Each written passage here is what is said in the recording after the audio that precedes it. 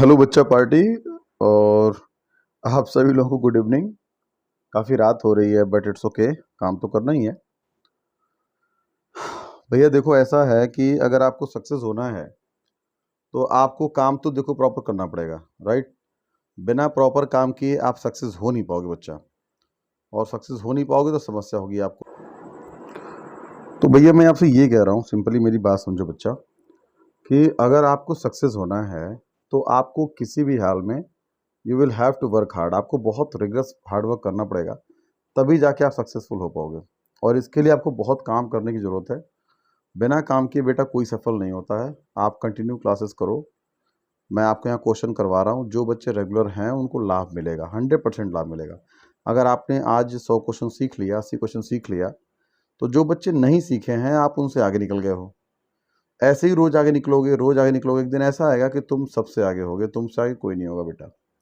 लेकिन ये काम आपको रोज़ करना है, रोज़ करना, रोज़।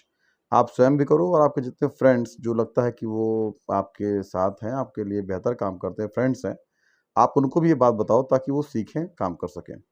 तो आज का जो हमारा क्वेश्चन है, जो हमें कंटिन्यू करना है, तो क्वेश्चन ये कह रहा है कि भारत के संसद के दोनों सदनों में संयुक्त अधिवेशन का सभापतित्व कौन करता है? तो बेटा ये लोकसभा का स्पीकर करता है।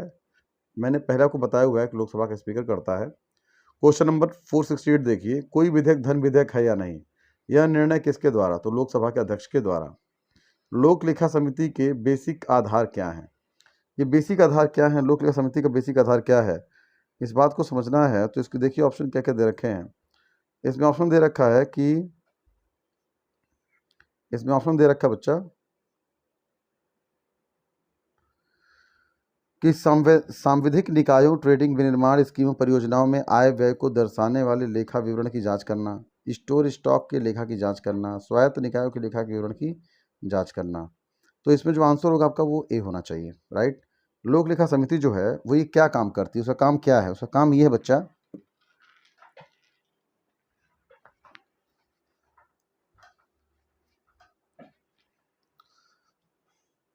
लोक लेखा समिति क्या काम करती है? तो लोक लेखा समिति काम ये है कि जो हमारी कैग जो रिपोर्ट सौंपती राष्ट्रपति को, उसी रिपोर्ट की जांच करती है कैग, राइट। तो वो कैग का लोक लेखा समिति काम क्या है? कैग की रिपोर्ट की जांच करना। अच्छा, हम लोग यहाँ से अगर आगे देखें, केंद्रीय मंत्रिमंडल में मंत्रिमंडल सदस्य का पद निम्नलिखित में से किसको मिलता है? केंद्रीय मंत्रिमंडल में मंत्रिमंडल पद का सदस्य किससे मिलता है? तो ये जो है ये एक इंपॉर्टेंट प्रश्न है, तो इसको देखते हैं हम लोग। उच्चतम न्यायालय के न्यायाधीश को, भारत सरकार के सचिव को, योजना आयोग के उपाध्यक्ष को, मंत्री के राजनीतिक सलाहकार को। क्वेश्चन है केंद्रीय मंत्रिमंडल में मंत्रिमंडल का सदस्य पद निम्नलिखित किसको मिलता है? तो भैया देखो, मंत्री का राजनीतिक सलाहकार। तो इसमें जो आपका आंसर होगा वो होना चाहिए आपका डी। मौलिक अधिकारों पर यथोचित प्रतिबंध कौन लगा सकता है? तो संसद लगा सकती है। वो भी कब? केवल दो स्थिति में, जब देश के अंदर जो है राष्ट्रीय आपातकाल जैसी स्थिति हो, तब आर्टिकल 352 के तहत तब लग सकता है इसमें। यह निर्णय कौन करता है कि अमुक विधेयक धन विधेयक है? तो बच्चों ये करने का अधिकार केवल किसके पास है? लोकसभा के अध्यक्ष के पास। भारतीय संसद में संयुक्त सत्र की अध्यक्षता कौन करता है? लोकसभा का स्पीकर करता है। मुझे लगता है कि क्वेश्चन आपको याद हो ही गया होगा। संसद की लोक लेखा समिति का अध्यक्ष किया जाता है, संसद की लोक लेखा समिति का अध्यक्ष नियुक्त किया जाता है। तो लोक लेखा का अध्यक्ष द्वारा, भारत के प्रधानमंत्री द्वारा, भारत के राष्ट्रपति द्वारा, राज्यसभा के अध्यक्ष द्वारा। तो लोकसभा के अध्यक्ष के द्वारा होगा। इसमें आंसर बेटा आपका ए होना चाहिए। ये विपक्ष का नेता होता है और इसके द्वारा इसकी जो हम लोग नियुक्ति करते हैं। किस सदन में अध्यक्ष उस सदन का सदस्य नहीं होता? राज्यसभा का। जो भारत का उपराष्ट्रपति होता है वो राज्यसभा का पदेन सभापति होता है, लेकिन वो राज्यसभा का मेंबर नहीं होता है। भारत में संसदीय ढांचे में दो अस्थायी सदन कौन कौन से हैं? तो बेटा एक तो होगा लोकसभा और दूसरा होगा विधानसभा। देखिए इसमें ऑप्शन कौन सा दिया हुआ है, लोकसभा और विधानसभा जो है ये आपका आंसर होगा। इसमें आपका इसे आप आंसर लेंगे डी, लोकसभा और विधानसभा ये इसके स्थायी हैं। भारत में कभी कभी हरित मंत्रालय कहा जाने वाला मंत्रालय है, तो पर्यावरण एवं वन मंत्रालय। इस पर मेरे से कल चर्चा हुई थी। तो पर्यावरण एवं वन मंत्रालय जो है इसको हम लोग हरित मंत्रालय के नाम से भी जानते हैं। भारत सरकार की संसदीय प्रणाली का अंत संक्रमणी युग निम्नलिखित में से कौन सा है? सरकार की संसदीय प्रणाली का अंत संक्रमणी युग निम्नलिखित में से कौन सा है? तो संविधान की लोकशीलता, न्यायपालिका की सर्वोच्चता, संसदीय संप्रभुता, कार्यपालिका और विधानमंडल का संयोजन। ये है बेटा इसमें आंसर क्या होगा? कार्यपालिका और विधानमंडल का संयोजन, राइट। अच्छा, इसमें अगला पॉइंट देखिए, नेक्स्ट पॉइंट क्या कह रहा है ये? नेक्स्ट पॉइंट में कह रहे हैं कि भारत का प्रधानमंत्री बनने के लिए न्यूनतम अपेक्षित आयु क्या है? तो बेटा इसका आंसर होगा 25 वर्ष। न्यूनतम जो अपेक्षित आयु कितनी है वो 25 वर्ष है। संघीय सरकार किस स्वरूप की होती है? तो संघीय सरकार केंद्र द्वारा नियंत्रित होती है, केंद्र और राज्यों के बीच करार होता है, राज्यों की अपील होती है, एकल पार्टी शासन होता है। तो संघीय सरकार में, फेडरेशन में राज्यों को अधिक अधिकार होता है, केंद्र में केंद्र सरकार को, केंद्रीय सरकार जो एकात्मक सरकार उसमें केंद्र सरकार को अधिक लाभ होता है। लेकिन इसमें आप कह सकते हो केंद्र और राज्यों के बीच करार, जैसे भारत का अर्धसंघीय राज्य है, तो इसमें आंसर आप बी मारेंगे। संसदीय और राष्ट्रपति प्रणाली की सरकार के बीच मुख्य अंतर क्या है? उसका संघीय स्वरूप है, विधायी कार्यकारी संबंध है, संविधान की दृढ़ता है, नियोजक कर्मचारी। तो विधायी कार्यकारी संबंध, जो संसदीय सरकार होती है उसमें प्रधानमंत्री डोमिनेंट होता है, और जो आपका जो वैसी सरकार होती है जिसको हम लोग बोलते हैं राष्ट्रीय शासन, तो राष्ट्रपति शासन में जो राष्ट्रपति होता है वो और उसकी कार्यात्मक इकाई जो उसकी कार्यपालिका होती है वो डोमिनेंट होती है। तो इन दोनों में बेसिक अंतर क्या है बेटा? बेसिक अंतर ये है कि संसदीय में प्रधानमंत्री मजबूत होगा और जो आपका राष्ट्रीय शासन होगा उसमें आपका राष्ट्रपति मजबूत होगा। राज्यसभा के सदस्यों की अधिकतम संख्या क्या है?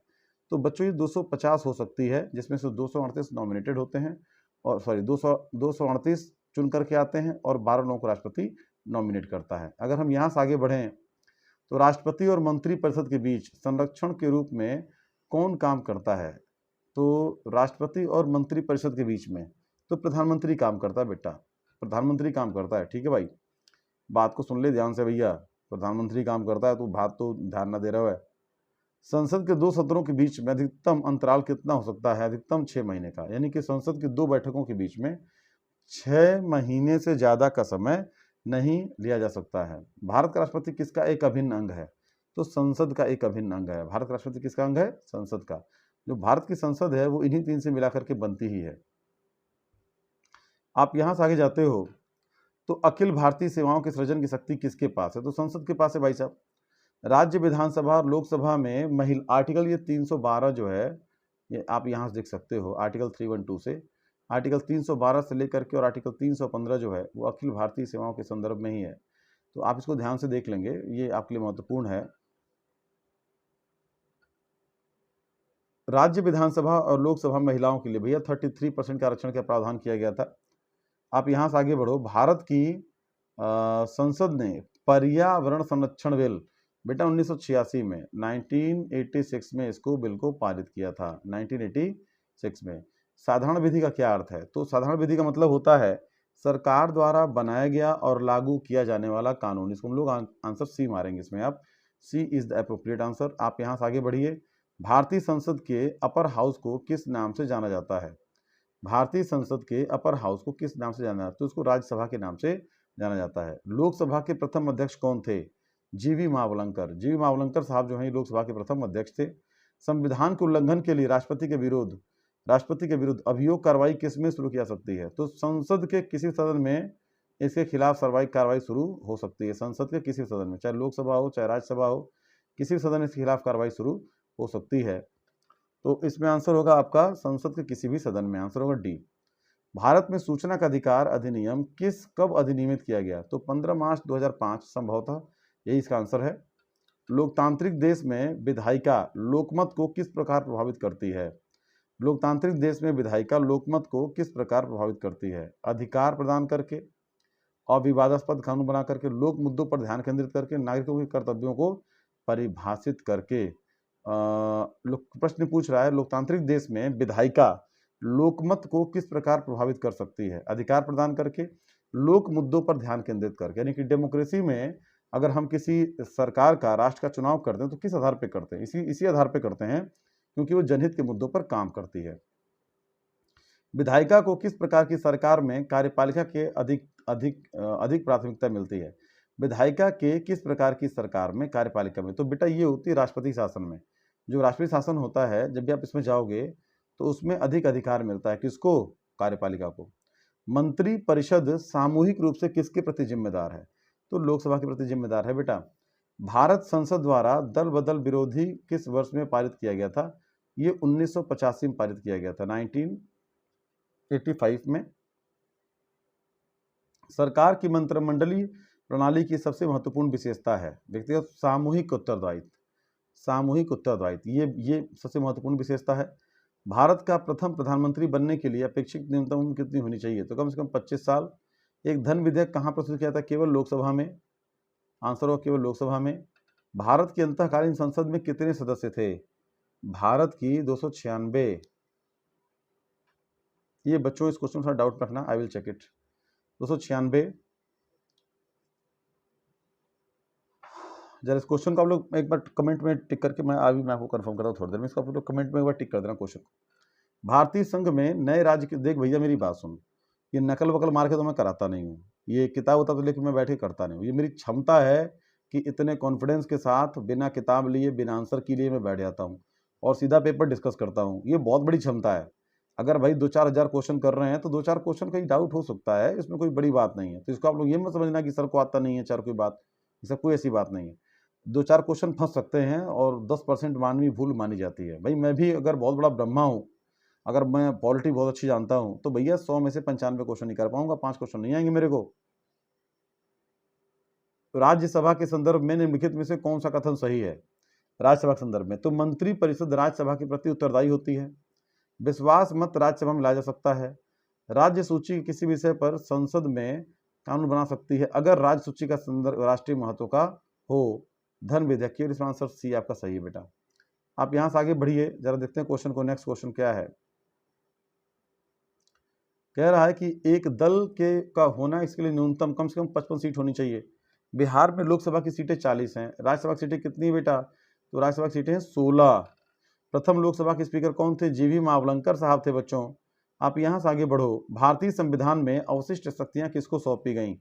तो अवशिष्ट शक्तियां जो हैं केवल संघ संसद को, उपयुक्त में से कोई नहीं, केवल राज्य को, संघ संसद, केवल संघ संसद को। आंसर क्या होगा? ए। लोकसभा के प्रथम अध्यक्ष कौन? तो गणेश वासुदेव मावलंकर। अगला क्वेश्चन देखिए। केंद्रीय संसद को राज्य सूची में शामिल विधायी शक्तियां और विषयों का ग्रहण करना हो तो इस आशय का प्रस्ताव किसके द्वारा पारित किया जाएगा? मतलब क्वेश्चन पूछ रहा है कि केंद्रीय संसद को राज्य सूची में, तो इस आशय का प्रस्ताव जो होगा वो राज्यसभा से पहले लिया जाएगा बच्चों। पहले किससे लिया जाएगा? राज्यसभा से लिया जाएगा इसका आंसर। मतलब प्रस्ताव कहाँ प्रस्तुत होगा? पहले राज्यसभा में। यह निर्णय लेने का अधिकार किसको है कि बिल मुद्रा बिल है अथवा नहीं? ये लोकसभा का अध्यक्ष तय कर सकता है। अगर हम यहाँ से आगे बढ़ें तो भारत का प्रधानमंत्री, क्वेश्चन है, भारत का प्रधानमंत्री लोकसभा द्वारा निर्वाचित किया जाता है, संसद द्वारा निर्वाचित किया जाएगा, राष्ट्रपति द्वारा नियुक्त किया जाता है? नियुक्ति होती है राष्ट्रपति की। राष्ट्रपति के द्वारा प्रधानमंत्री की नियुक्ति होती है, तो आंसर होगा सी इसके अंदर बच्चा। लोकसभा में से कौन सा कथन धन विधेयक के बारे में सही नहीं है? तो धन विधेयक को संसद किसी तरह में पेश किया जा सकता है, यही सही नहीं है बच्चा। केवल लोकसभा में प्रस्तुत किया, केवल लोकसभा में।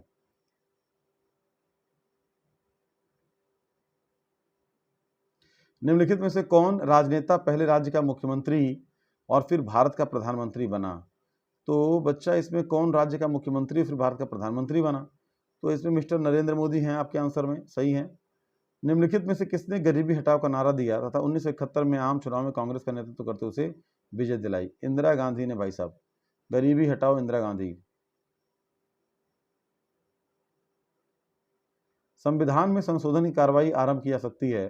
तो बच्चों संविधान में जो संशोधन है वो यदि संसद किसी तरह विधेयक पेश करके, आंसर डी, किसी भी सदन में विधेयक को पेश करके हम उसका संशोधन कर सकते हैं। केंद्र सरकार में मंत्रियों की परिषद सामूहिक रूप से जिम्मेदार होती है, लोकसभा के प्रति जिम्मेदार होती है बेटा। इसका आंसर क्या होगा आपका? बी। आप यहां से आगे बढ़ो। प्रश्नकाल के बाद लोकसभा के किसी सदस्य द्वारा जनता के महत्व के निश्चित विषय पर विचार विमर्श हेतु आकर्षण के रखे हो गया प्रस्ताव क्या कहलाता है? तो ध्यानाकर्षण प्रस्ताव कहलाता है। ध्यानाकर्षण प्रस्ताव। आंसर क्या होगा इसमें आपका? सी। संसद की लोक लेखा समिति के अध्यक्ष की नियुक्ति कौन करता है? लोकसभा का अध्यक्ष। अगर हम यहाँ से आगे बढ़ें तो निम्नलिखित में से लोकसभा की प्रथम महिला अध्यक्ष का नाम बताइए। लोकसभा की पहली महिला कौन है? मीरा कुमार। निम्नलिखित में से कौन राष्ट्रीय विकास परिषद का सदस्य नहीं है? तो कौन नहीं है भाई साहब, इसको देख लीजिए।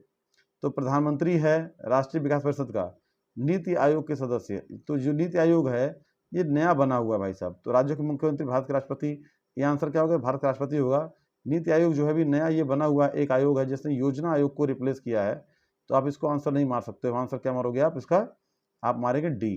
भारतीय संविधान के अधीन विधान की अवशिष्ट शक्तियां किसमें निहित होती हैं? तो अवशिष्ट शक्तियां निहित होती हैं संसद में। संसद कानून बनाएगी।